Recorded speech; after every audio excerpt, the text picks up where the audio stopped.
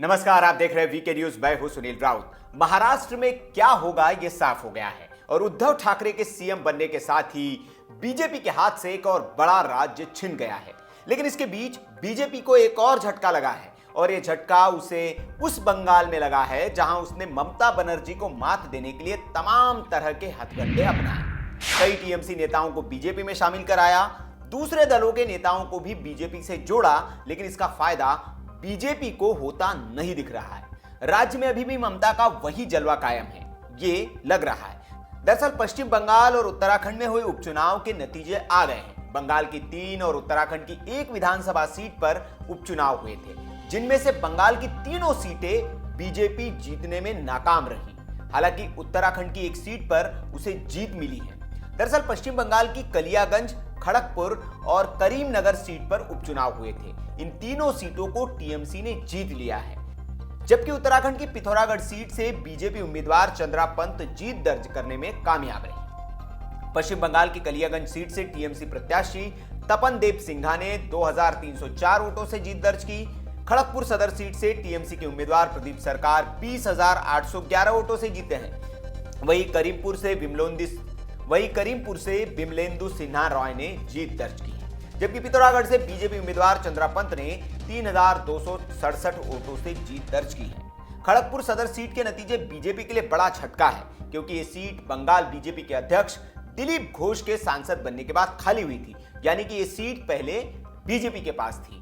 बाकी 2 सीटों में से 1 सीट करीमपुर अब तक टीएमसी के पास थी और दूसरी कलियागंज सीट कांग्रेस के पास थी। कलियागंज को कांग्रेस का गढ़ माना जाता था। मतलब इस उपचुनाव में बीजेपी को झटका लगा है, कांग्रेस को भी झटका लगा है और टीएमसी अपनी 2 सीटें बढ़ाने में कामयाब रही है। और अब ये तीनों सीट ममता बनर्जी की पार्टी ने जीत ली है।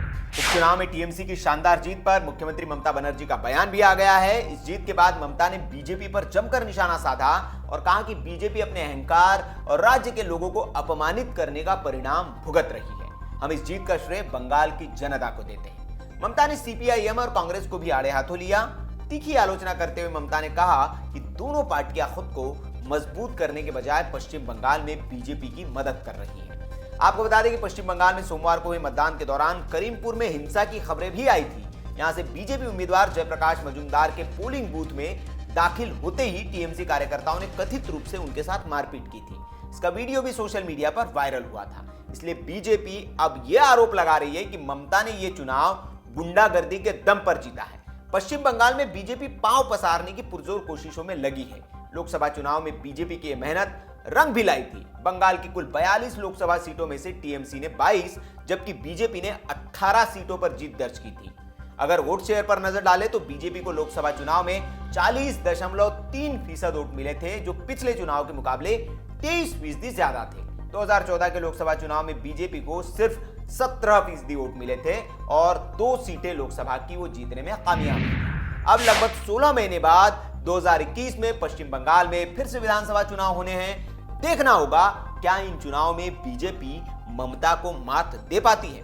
आपको क्या लगता है, क्या बंगाल में उपचुनाव के जो नतीजे आए, क्या आने वाले चुनाव का उसको सेमीफाइनल माना जा सकता है, या फिर एक तरह से यह माना जा सकता है कि ममता बनर्जी की साख अभी भी बंगाल में है और इसलिए जीत रही है, या फिर उपचुनाव कहा जाता है कि जिसकी सरकार होती है वही जीतता है। तो क्या ये फैक्टर है? आप अपनी कमेंट बॉक्स में राय दे सकते हैं। वीडियो अगर आपको अच्छा लगा हो तो इसे लाइक कर सकते हैं, शेयर कर सकते हैं और ऐसी खबरों के लिए आप हमारे चैनल को सब्सक्राइब कर सकते हैं। देखते रहिए वीके न्यूज। शुक्रिया।